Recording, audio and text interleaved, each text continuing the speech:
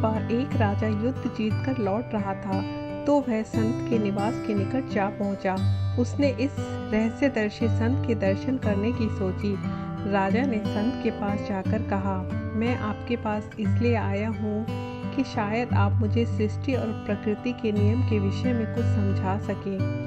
मैं यहाँ पर अधिक समय तो नहीं रुक सकता क्योंकि मैं युद्ध स्थल में से लौट रहा हूँ और मुझे जल्दी ही अपने राज्य में वापस पहुँचना है, क्योंकि राज्य के महत्वपूर्ण मसले महल में मेरी प्रतीक्षा कर रहे हैं।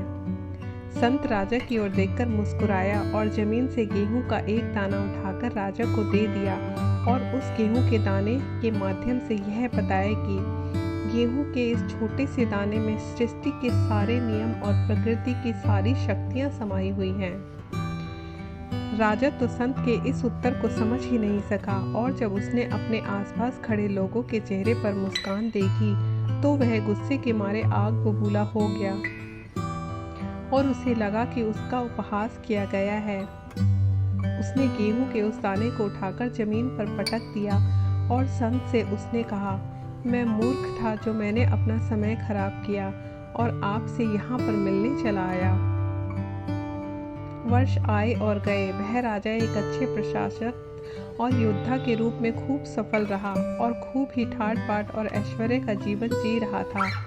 लेकिन रात को वह सोने के लिए अपने बिस्तर पर जाता तो उसके मन में बड़ी ही अजीब अजीब से विचार उठने लगते और उसे परेशान करते।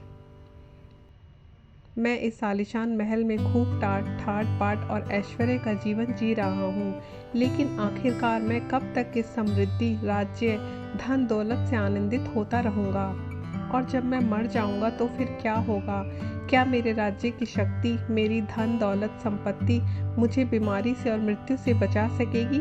क्या मृत्यु के साथ ही सब कुछ समाप्त हो जाएगा? राजमहल में एक भी आदमी राजा के इस प्रश्नों का उत्तर नहीं दे सका, लेकिन इसी बीच संत की प्रसिद्धि चारों ओर फैलती चली जा रही थी। इसलिए राजा ने अपने अहंकार को एक तरफ रखकर धन दौलत के साथ एक बड़ा काफिला संत के पास भेजा और साथ ही अनुरोध भरा निमंत्रण भेजा। उसमें उसने लिखा कि मुझे बहुत अफसोस है, जब मैं अपनी युवावस्था में आपसे मिला था उस समय मैं जल्दी में था और आपसे लापरवाही से मिला था।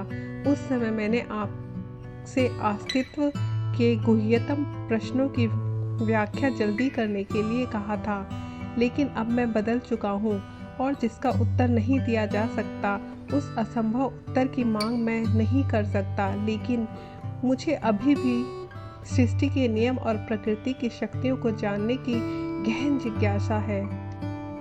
जिस समय मैं युवा था उस समय से कहीं अब ज़्यादा जिज्ञासा है यह सब जानने की। मेरी आपसे विनम्र प्रार्थना है कि आप मेरे महल में आएं, और अगर आपका महल में आना संभव ना हो तो आप अपने सबसे अच्छे शिष्य में से किसी एक शिष्य को भेज दें ताकि वह मुझे जो कुछ भी इन प्रश्नों के विषय में समझाया जा सकता है समझा सके। थोड़े दिनों के बाद वह काफिला और संदेशवाहक वापस लौट आया। उन्होंने राजा को बताया कि वे संत से मिले। संत ने अपने आशीष भेजे हैं, लेकिन आपने उनको जो खजाना भेजा था वह उन्होंने लौटा दिया है। संत ने उस खजाने को यह कहकर वापस कर दिया कि उसे तो खजानों का खजाना मिल चुका है, और साथ ही संत ने एक पत्ते में लपेटकर कुछ छोटा सा उपहार राजा के लिए भेजा और संदेशवाहकों से कहा कि वे राजा को जाकर कह दे कि इसमें ही वह शिक्षक है जो कि उसे सब कुछ समझा सकता है। राजा ने संत के भेजे हुए उपहार को खोला और फिर उसमें से उसी गेहूं के दाने को पाया। गेहूं का वही दाना जिसे संत ने पहले भी उसे दिया था।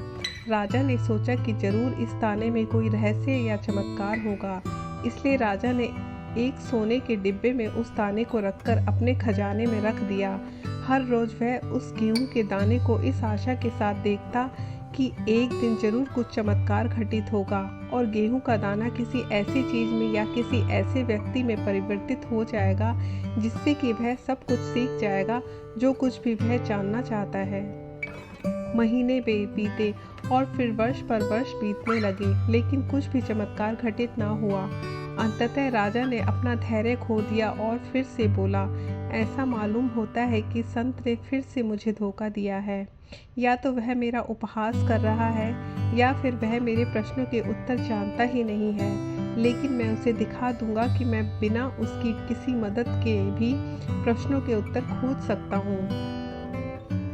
फिर उस राजा ने एक बड़े भारतीय रहस्यदर्शी के पास अपने काफिले को भेजा, जिसका नाम तश्कग्रेगाचा था।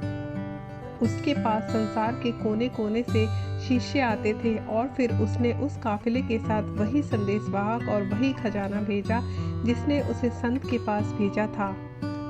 कुछ महीनों के पश्चात संदेशवाहक उस भारतीय दार्शनिक को अपने साथ लेकर वापस लौटा, लेकिन उस दार्शनिक ने राजा से कहा, मैं आपका शिक्षक बनकर सम्मानित हुआ हूँ, लेकिन यह मैं साफ साफ बता देना चाहता हूँ कि मैं खास करके आपके देश में इसलिए आया हूँ ताकि मैं संत के दर्शन कर सकूँ। इस पर राजा सोने का वह डिब्बा उठा लाए जिसमें गेहूं का दाना रखा हुआ था और वह उसे बताने लगे, मैंने संत से कहा था कि मुझे कुछ समझाएं या सिखाएं, और देखो उन्होंने यह क्या भेज दिया है मेरे पास। यह गेहूं का दाना वह शिक्षक है जो मुझे सृष्टि के नियमों और प्रकृति की शक्तियों के विषय में समझाएगा। क्या यह मेरा उपहास नहीं है? वह दार्शनिक बहुत देर तक उस गेहूं के दाने की तरफ देखता रहा और उस दाने की तरफ देखते देखते जब वह ध्यान में डूब गया तो महल के चारों ओर एक गहन मौन छा गया। कुछ समय बाद वह बोला, मैंने यहाँ आने के लिए जो इतनी लंबी यात्रा की उसके लिए मुझे कोई पश्चाताप नहीं है, क्योंकि अभी तक तो मैं विश्वास ही करता था, लेकिन अब मैं जानता हूँ कि संत सच में ही एक महान सद्गुरु है। गेहूं का यह छोटा सा दाना हमें सचमुच सृष्टि के नियमों और प्रकृति की शक्तियों के विषय में सिखा सकता है, क्योंकि गेहूं का यह छोटा सा दाना अभी और यहीं अपने में सृष्टि के नियम और प्रकृति की शक्ति को अपने में समाये हुआ है। आप गेहूं के इस दाने को सोने के डब्बे में सुरक्षित रखकर पूरी बात को चूक कर रहे हैं। अगर आप इस छोटे से गेहूं के दाने को जमीन में बो दें जहां से यह दाना संबंधित है, तो मिट्टी का संसर्ग पाकर, वर्षा, हवा, धूप और चांद सितारों की रोशनी पाकर यह और अधिक विकसित हो जाएगा। जैसे कि व्यक्ति की समझ और ज्ञान का विकास होता है, तो वह अपने अप्राकृतिक जीवन को छोड़कर प्रकृति और सृष्टि के निकट आ जाता है, जिससे कि यह संपूर्ण ब्रह्मांड के अधिक निकट हो सके। जैसे अनंत अनंत ऊर्जा के स्रोत धरती में बोए हुए गेहूं के दाने की ओर उमड़ते हैं, ठीक वैसे ही ज्ञान के अनंत अनंत स्रोत व्यक्ति की ओर खुल जाते हैं और तब तक उसकी तरफ बहते रहते हैं जब तक कि व्यक्ति प्रकृति और संपूर्ण ब्रह्मांड के साथ एक ना हो जाए। अगर गेहूं के इस दाने को ध्यानपूर्वक देखो तो तुम पाओगे कि इसमें एक और रहस्य छुपा हुआ है, और वह रहस्य है जीवन की शक्ति का। गेहूं का दाना मिटता है और उस मिटने में ही वह मृत्यु को जीत लेता है। राजा ने कहा, आप जो कहते हैं वह सत्य है, फिर भी अंत में तो पौधा कुम्हलाएगा और मर जाएगा और पृथ्वी में विलीन हो जाएगा। उस दार्शनिक ने कहा, लेकिन तब तक नहीं मरेगा जब तक यह सृष्टि की प्रक्रिया को पूरी नहीं कर लेता और स्वयं को हजारों गेहूं के दानों में परिवर्तित नहीं कर लेता।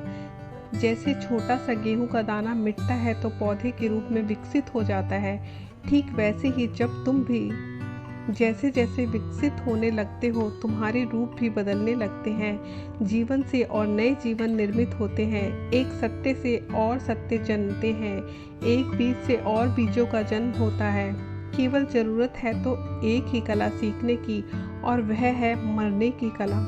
उसके बाद ही पुनर्जन्म होता है। मेरी सलाह है कि हम संत के पास चलें ताकि वे हमें इस बारे में कुछ अधिक बताएं। राजा और दार्शनिक दोनों संत से मिलने के लिए अपने महल से चल पड़े।